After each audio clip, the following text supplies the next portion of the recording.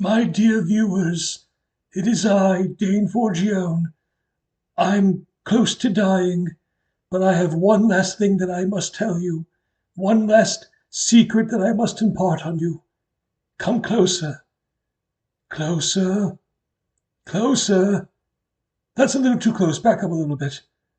Okay, I need you to pay attention because I'm only going to say this once. The performers I know, episode 8, our guest this week is Alessandra Gluf. Go, go, my child, and take this secret out into the universe with you. Episode 8 of The Performers I Know coming at you. Oh. These are the performers I know, I know. These are the performers I know. These are the performers I know, I know. These are performers I know.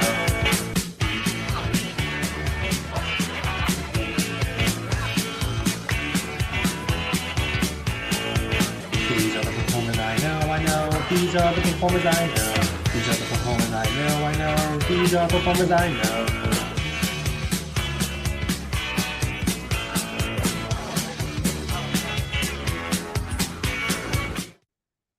Hello, everybody.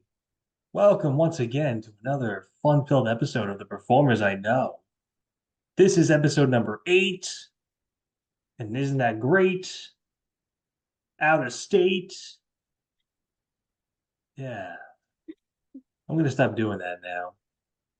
My guest this week, a very, very talented performer.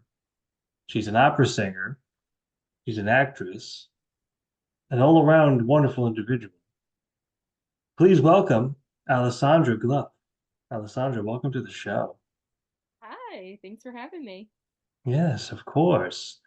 Now you can stop pointing the gun at me. You're on the show now.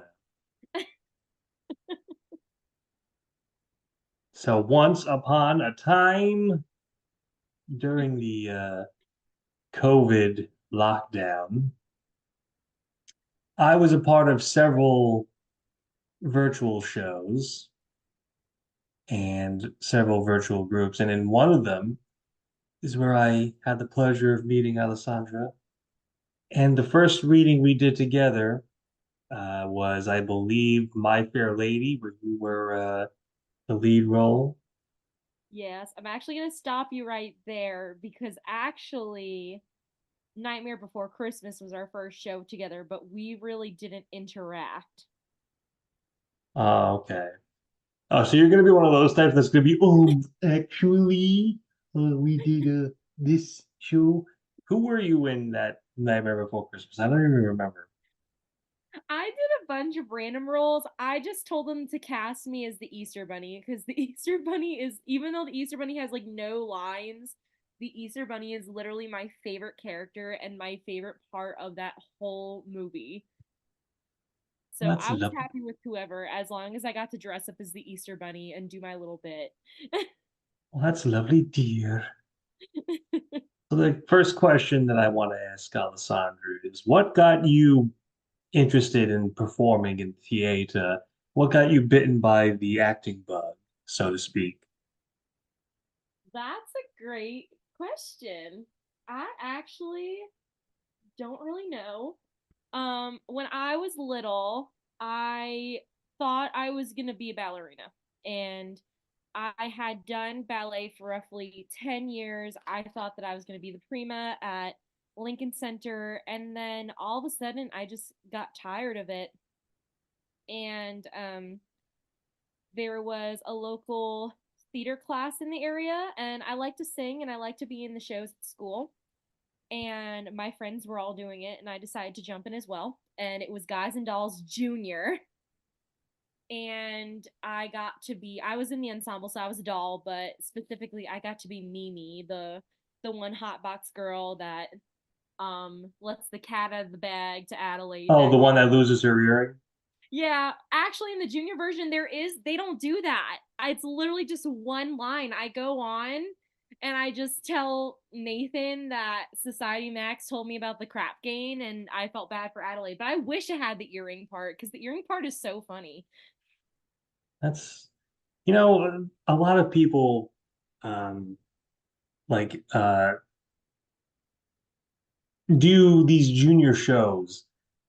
I have Andrew Rosenblum, for example, one of my kid performers, and he did a junior version of Damn Yankees. And I said to him, like, well, his mother rather, how did they do that? Like, how did they do whatever Lola wants in the junior version? And she told me, she's like, it is extremely, extremely, extremely watered down. Oh, I believe it. Like, A I lot just of like, the songs in the original Guys and Dolls are cut in the junior version. I was gonna say, if you cut all the raunchy songs, it's a 5 minute musical. Just, oh, hey, Nathan Detroit got married. Cool. All right. Good night, everybody. Yes. So Alessandra and I did several readings together, but I think my favorite would still have to be where I played Colonel Pickering to her Eliza. I agree. That had to be one of my highlights because it was my birthday weekend. So when we were doing casting, I'm like, just saying, I would love to be Eliza, and it is my birthday weekend, and I know wouldn't it be lovely, and I know I could have danced all night, but I've never gotten the chance to play Eliza, and that was really fun, and I'll never forget Tommy turning my camera on for the first time, and I had like a scarf on and like this hat on, and I had like black eyeshadow smeared all over my face to look like ashes and dirt from outside. And someone, I think it actually might have been you, I turned my camera on accidentally and then I turned it off quickly and you were like, wait, no, put it back on again. I don't know if that was you or if that was someone else, That might have been Phoenix, actually, our friend Phoenix Gray. but I remember that and it was so funny. And literally, the way I did readings, I love to do the costume changes with it. Like, I feel like costumes, like, make a big deal. Like, add to the performance.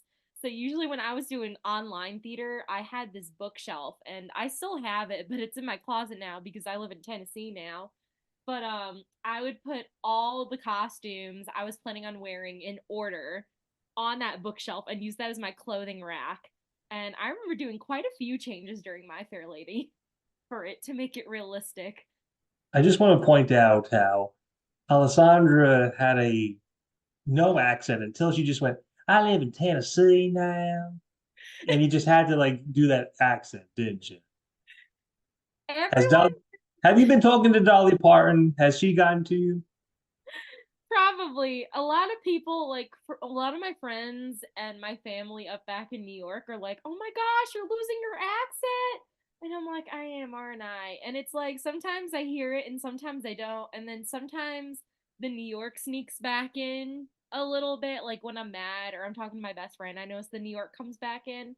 And there's been a couple times actually where I've been talking and I hear some New York and then I hear some Southern in the same sentence, and I think it's hilarious. Oh, it's astounding, isn't it? It's very astounding.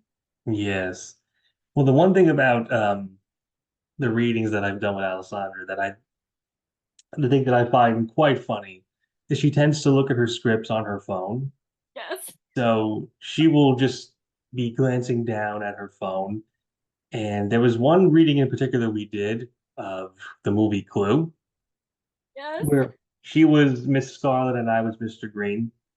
And in the scene where Mr. Green finally shoots the butler, Wadsworth, everybody's supposed to be like, oh my God, oh no.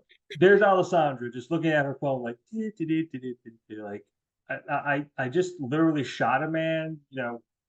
Aren't you the least bit concerned? You're very nonplussed, Miss Scarlet. I remember that. Yeah, what do you got to say about that? Hmm? Yeah. I remember for one of your shows, you had scolded me because I came to rehearsal with the script on my phone and you're like, "Come on now." And I'm like, "This is the way I do online theater because Well, I'm I'm not like a technological genius. Like I like to see my actors' reactions when I'm on Zoom.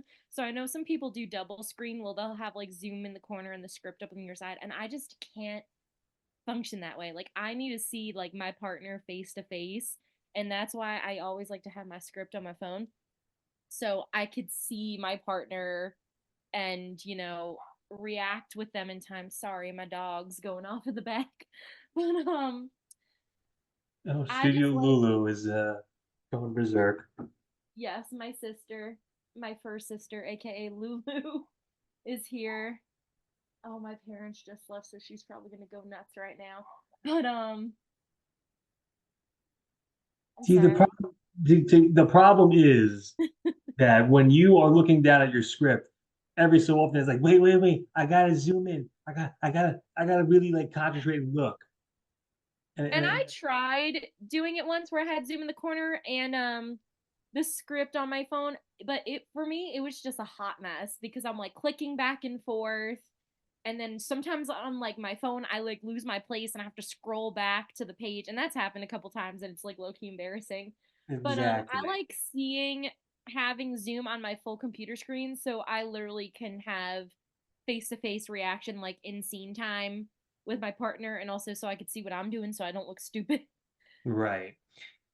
So Now, as I yeah. mentioned earlier, and this is something that I think this is the first time this has come up in an episode of The Performers I Know, but Alessandra does opera. I mean, I've tried to show people her opera videos, and Alessandra's all like, "No, don't show that. That's embarrassing. I don't want you to do." But it's really the way I see it. It opens up new avenues for people to look at these kind of operatic things. But Alessandra apparently disagrees with that. How did you get into the uh, opera world? How did that come about? That is a great question. Sorry if you hear my dog crying in the background. She's in the studio right now and she's joining me for this. Come on up, doggy. Come on, get on the bed. Good girl. I wish y'all could see it right now. Um, so I got into opera in high school. I went to Frank Sinatra School of the Arts in Astoria, founded by the one and only Tony Bennett, God rest his soul. And I was in the vocal studio. I had auditioned and I was in the vocal department. There were like 8 different art forms, so voice was one of them. And there's a bunch of different choirs and ensembles you can join. And it was time for our concert. And our concert was always like in spring around like March or April. And then later on it became February. It was always in the spring. So I remember um my choir had gotten done with their performance and it was time for the opera people to go on, and some of my friends in the upper grades were in opera, and I remember sitting there in the audience during the dress rehearsal and watching them. They did some scenes from Carmen that year and I was just astounded, and I was like, I had learned about opera in class but had never actually tried it, and I'm like, it's like musical theater but done in a different language and the whole thing sung through, and it's everything I love about it, and I'm like, why not give it a shot? So at the end of the year when it came time to audition for next year's classes, because even though when you were the vocal department you still auditioned to be placed in classes for singing and such, I had prepared an aria with my private teacher. Oh my gosh, what aria was it? Was it, I think it was Vedrai Carino from La Serva Padrona, and I had sang that for my audition, and sure enough I got into opera studio, and then the more I did it the more I fell in love with it, so much that I ended up doing it in college. Woo! And do what she did. You did quite a few operas, I believe, in your college I years.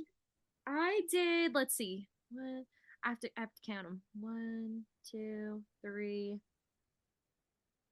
four. Technically four. Um, I did one twice. One at school and one with a different company. So I guess I would count as five. And then wait, hold on. Actually, let me just list them because that's the way I count. So I was in Così fan tutte. I was in the ensemble. Then I did Die Fledermaus the following year. I was one of the ballerinas. Then we did Le Nozze di Figaro, aka The Marriage of Figaro. I was Marcellina. Then I did The Magic Flute, and I was Papagena. And then I had been asked to do Papagena with another opera company outside of school called Spooky Goose, and it was a virtual production during the pandemic. So I was asked to reprise my role of Papagena because someone in the cast had done Magic Flute with me at Queens College, so they kind of talked to the director like word of mouth style about it. That's why word of mouth is so great, guys. It can get you through a lot of doors you never know with word of mouth. Um, and then my opera club at school did a Mall in the Night Visitors. I was a mall. And then, unfortunately, because of the pandemic, three more opera productions were supposed to happen that I was supposed to be in, but all got canceled during the pandemic.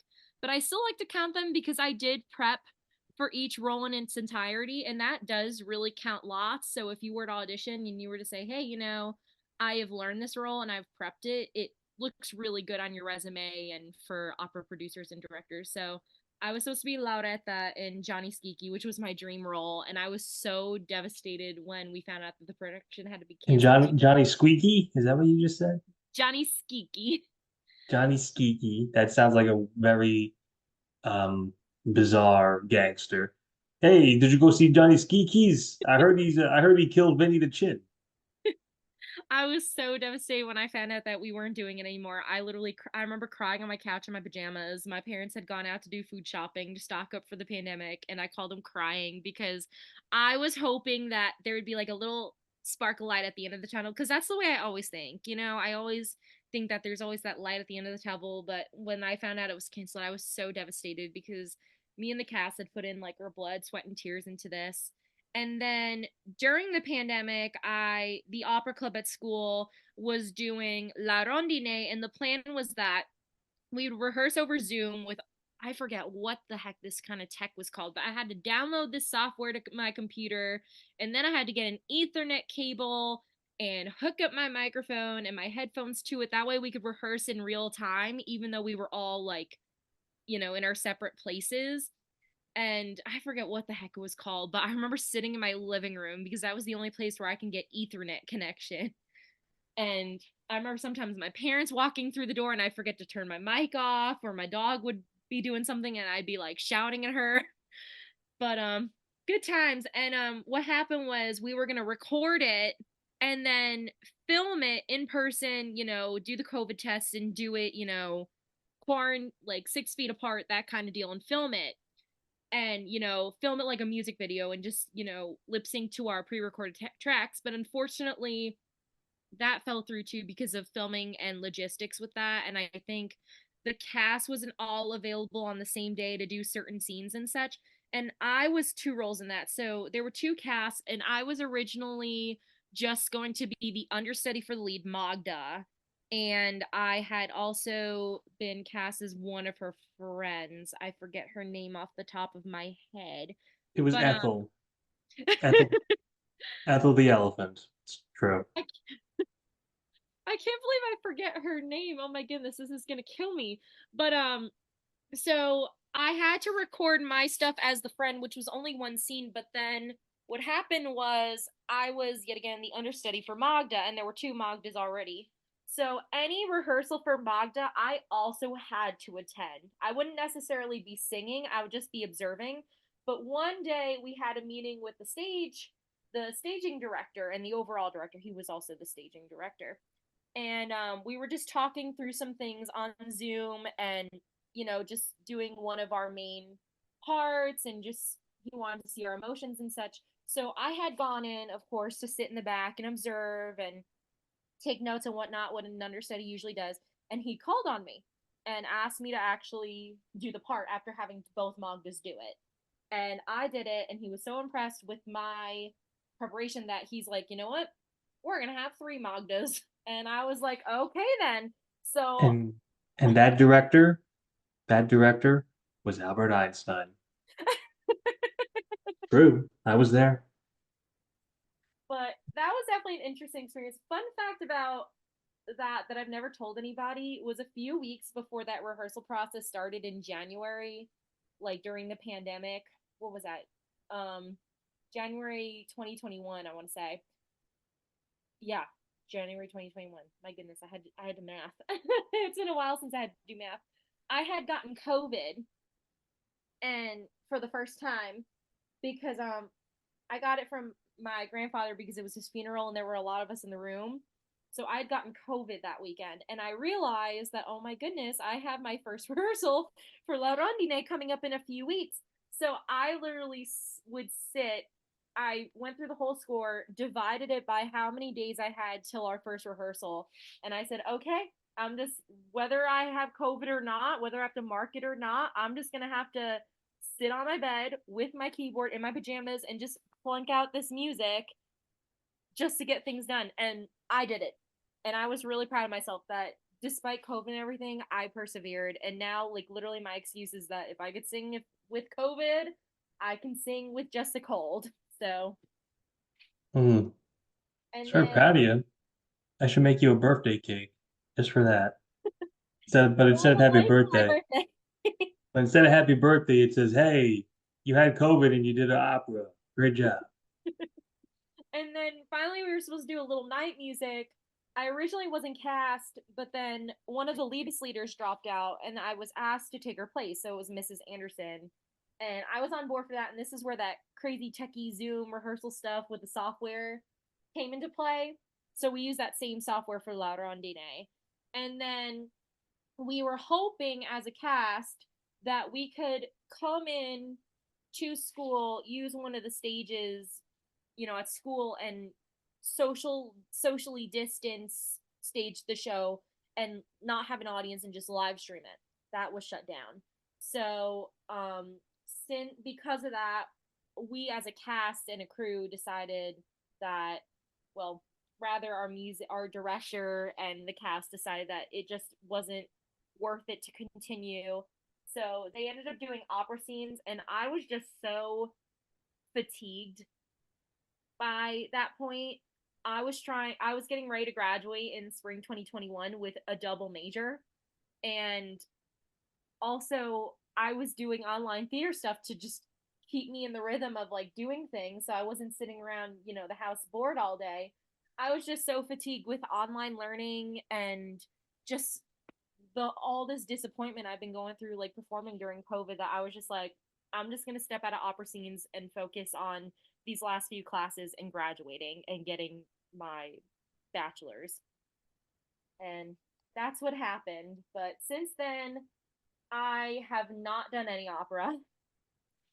I like to sing some songs around my house here and there, but I wouldn't be opposed to getting back into it once, I'm done with school for good and You I have know, more time on my for hands. those of you who don't know, there's a little thing that I do that really angers Allie because I used to make fun of the opera. Oh no. Oh, I was waiting for you to bring it up when I said Papagena because you used to say it every time I would talk about Papagena to you, and I was waiting for it, and I was shocked And you didn't do it while I was like talking about it. well, what am I? What am I? An animal? A maniac? I was waiting for you to stop talking before I did it. That way, uh, you wouldn't stop the conversation and strangle me. Well, I can't strangle you because you're over Zoom. I know. That's the beautiful part. So one of the earliest shows that Allie did with me was she was Cruella de Vil in my Benny to the Rescue show, Yes, I and was. I she, was, darling. I was. yeah, she absolutely nailed it perfectly. And I often ask this of people who have played both villains and like heroines, ingenues, in the case of, actresses. What do you prefer to play? Do you prefer to play a more villainous role or a kind of heroine slash ingenue slash, girl next door type of role? Well, funny you ask because I just want to get into something about Cruella before you start. I was shocked when you asked me to play Cruella because I had never played a villain before in my life, except in Figaro. Marcellina is like a semi antagonist. Like, she's an antagonist for the first part of the show, and then things resolve and she becomes, I don't want to say a heroine, but she becomes a good guy. Let's just say it that way. So this was like my real first time playing a villain, and when you asked me, I was shocked because I really didn't know why you saw me in that type of role. But it was really cool getting out of my comfort zone and getting to explore this new side. And I had based her off of the original cartoon Cruella. But I would say I'm definitely more of the ingenue girl next door type. But also, it kind of depends on the show because there are some villainous characters in shows that I would love to play. Like, for example, even though in Little Mermaid I would love Ariel, I would not mind at all if I was given Ursula. I think you would own Ursula. Poor Unfortunate Souls is like Souls is I almost said Poor Unfortunate Shows. Oh my goodness. Poor Unfortunate Souls is like such a showpiece. You know, you can't even say the name of the song right. How can we trust you? I get tongue tied a lot. My brain moves faster than my mouth, and I've been noticing it recently. Well, I'm trying to think. You know, like there's like this big debate about this character because some people are like, "Oh, she's an antagonist," but it's like, really, what does she do in the show that's antagonizing? So there's like a lot of debate, but like also recently, even though I love Sandy and Grease, I've been also considering doing Rizzo. I don't know. I've often found Sandy to be kind of dull. I think Rizzo is a much more entertaining character, especially when she sings Sandra D. Yeah, I love There Are Worse Things I Could Do. It's I'm trying true. I'm trying to think what other. I feel like there's another villainous song I sing from somewhere that I felt like would be Might have been the Mother Gothel song, Mother Knows Best. no, I'm like literally going through my head. I'm like, what character is it? But no, I was like Mother Gothel. I'm like, no, it's not Mother Gothel. Even though that would be fun to do too. Um, oh my goodness, this is gonna drive Oh me. my goodness. This is gonna Yeah. drive me crazy. Well, while you're thinking about that, let's consider this. Oh, Regina George. There we go. Oh, so Mean Girls. Correct. So yeah, you everybody you can skip that one. It's kind of poopy. Nah, just kidding. You know, speaking of playing like a kind of maternal good guy, let us talk very briefly about Just a Cigarette. I had a feeling we were going to bring up that one too. Because I feel like my biggest highlights performing in your company for me were Cruella and Just a Cigarette. Yeah, I mean, you got to act opposite Shannon Ship, who will be a future guest. And She's coming up very soon. I love her. She's like I think at one point I told her, like, you are my theater little sis, pretty much. And then she was like, "Ali, this is a McDonald's."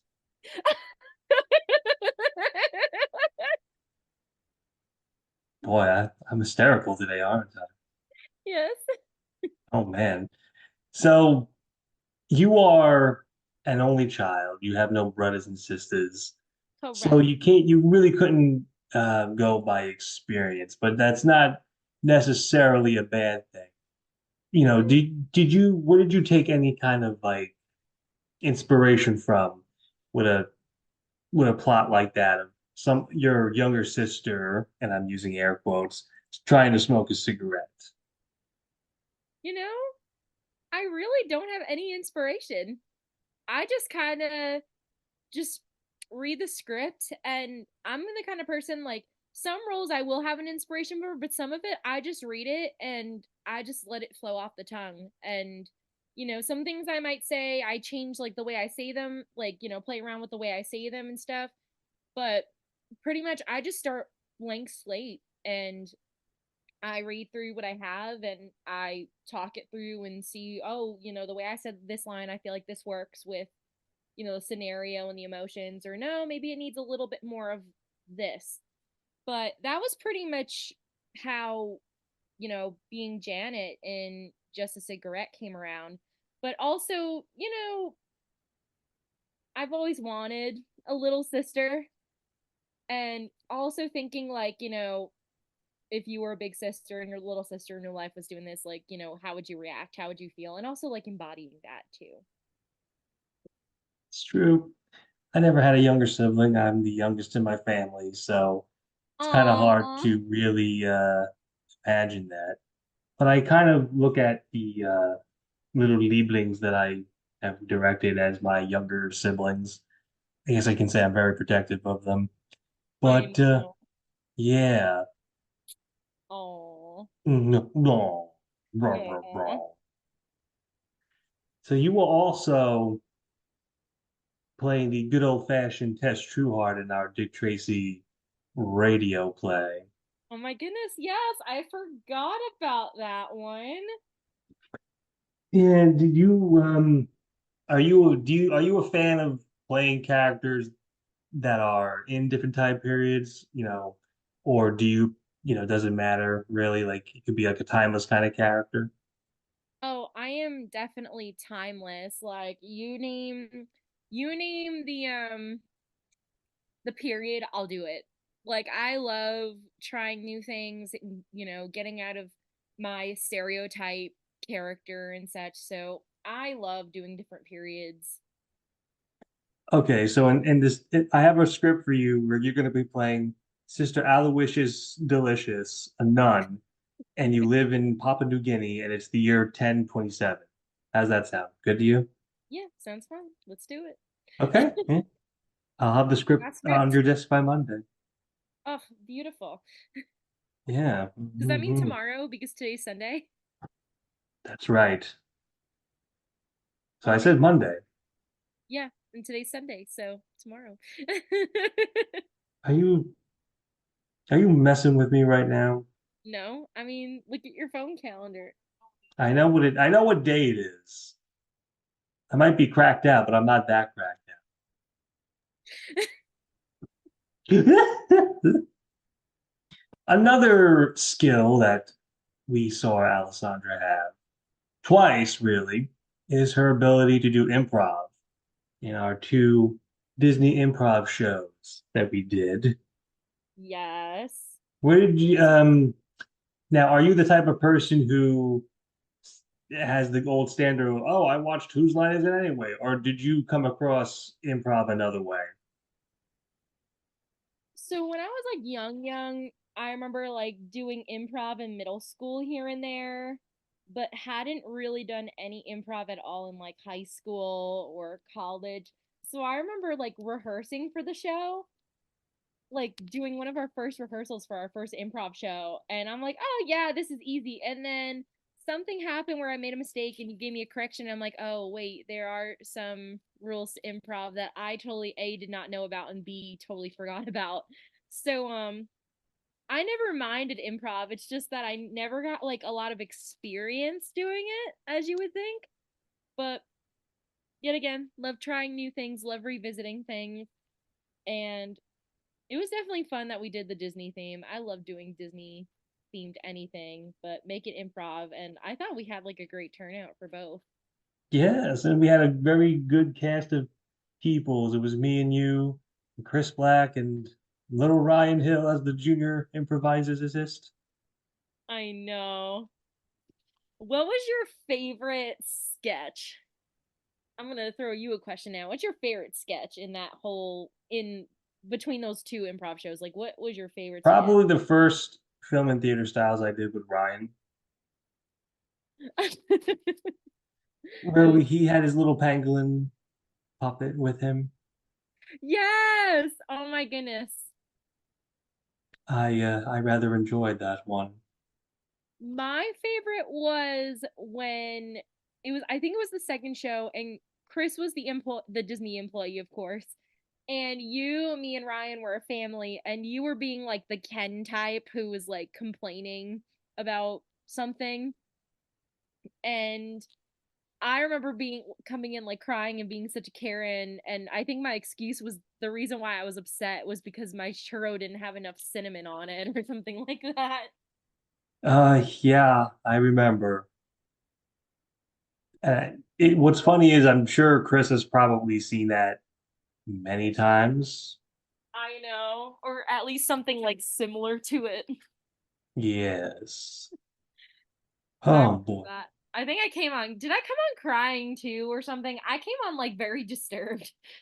Well, you were disturbed to begin with, but yeah, you came on very upset.